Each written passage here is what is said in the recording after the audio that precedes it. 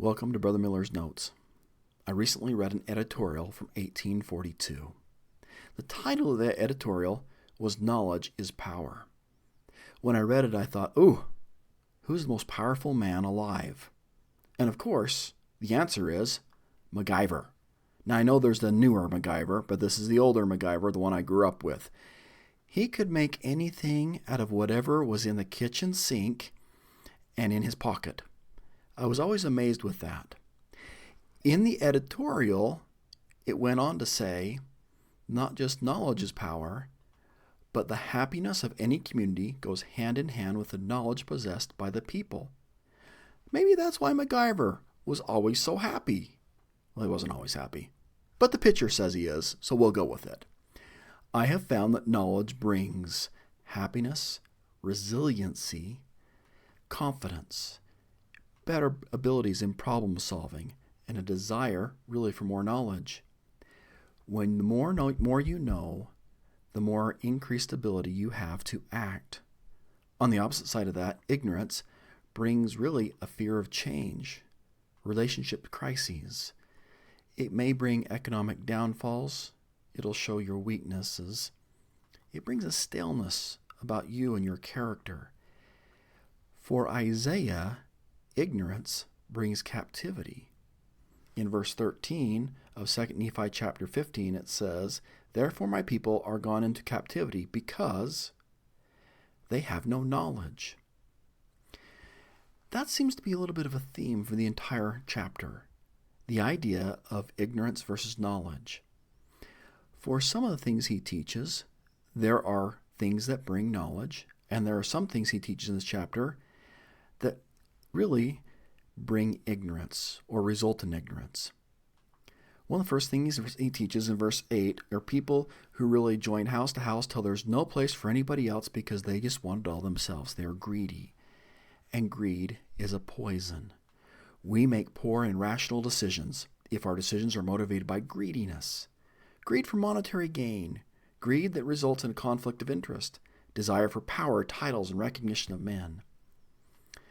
Really, the poison of greed leaves many houses desolate.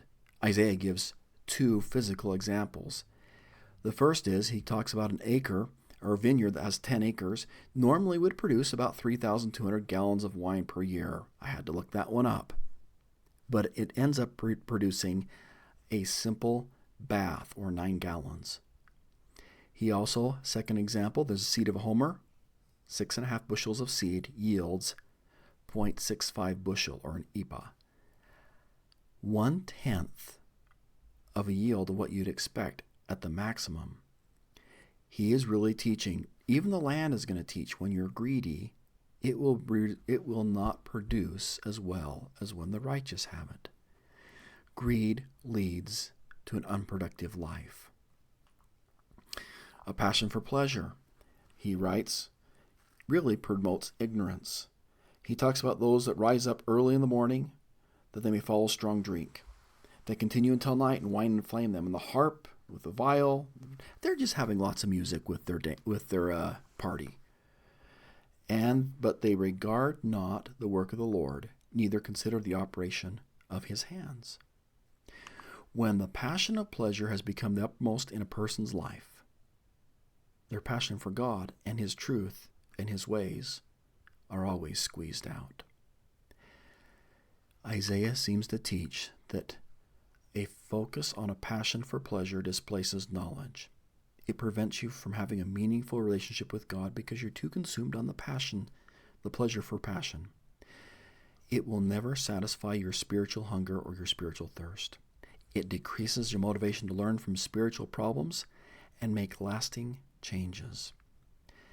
And Isaiah's example, a focus on passion for pleasure, brings us into hell's mouth.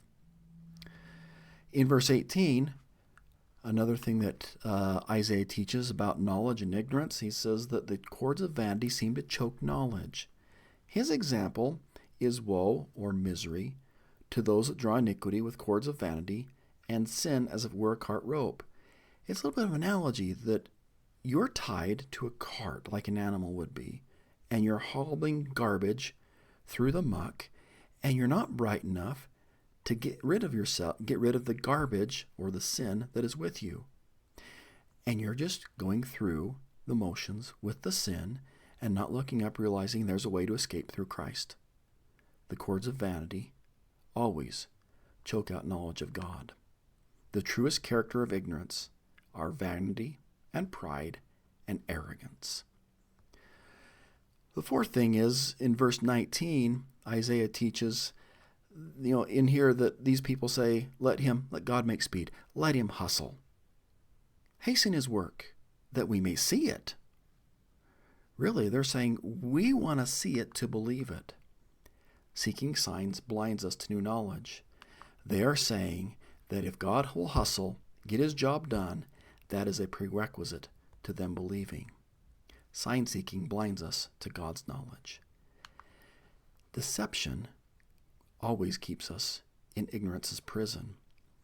In verse 20 it says, woe to them that call evil good and good evil, that put darkness for light and light for darkness, that put bitter for sweet and sweet for bitter. Deception blinds us to the light that illuminates our understandings and obfuscates the truth from our minds. With absolute truth, deception, especially self-deception, along with uncontrolled passion, results in the rationalization and justification of almost any act. When we deceive ourselves, we rationalize, we justify our actions. We pretend that what we're doing is okay with us. And I love the words of Shakespeare, to thine own self be true. There's another group that Isaiah talks about that chokes out knowledge and keeps us in ignorance. If you're a wannabe intellectual, these are the ones that are, he says, woe, misery, unto the wise in their own eyes, prudent in their own sight.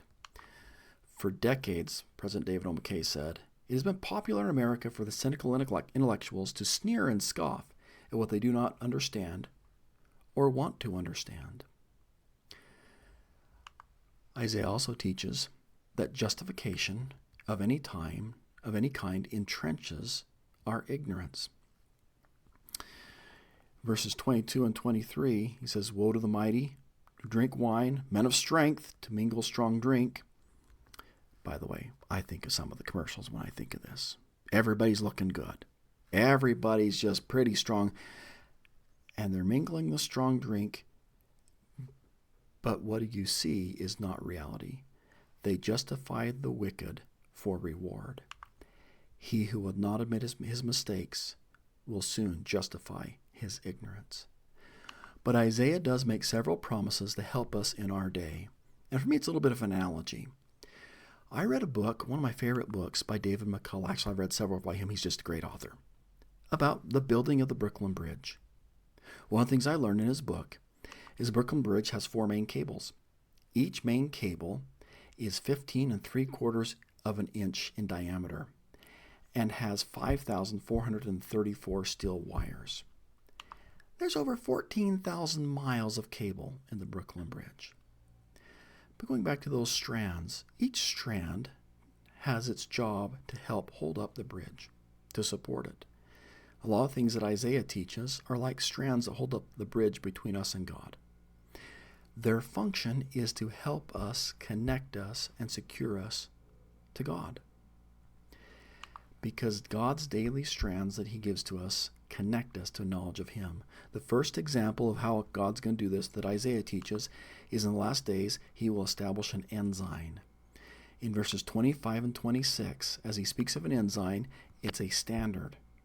Anciently in Isaiah's time, it was a banner or flag, a rallying point which an army would gather. And Isaiah says this banner is going to, or this ensign is going to hiss forth. And it's kind of whistle a call. Hey, when you see this, you got to gather. And I think of in 1847, when a small group of individuals stood on a peak overlooking the Salt Lake Valley. And the way President Gordon B. Hinckley described it, when the brethren stood on the summit, they looked over this valley to the south of them. It was largely barren except for the willows and rushes that grew along the streams that carried water into the mountains to the lake. There was no building of any kind. But Brigham Young had said the previous Sunday, this is the place. The summit where they stood was named Ensign Peak out of reference to these great prophetic words of Isaiah.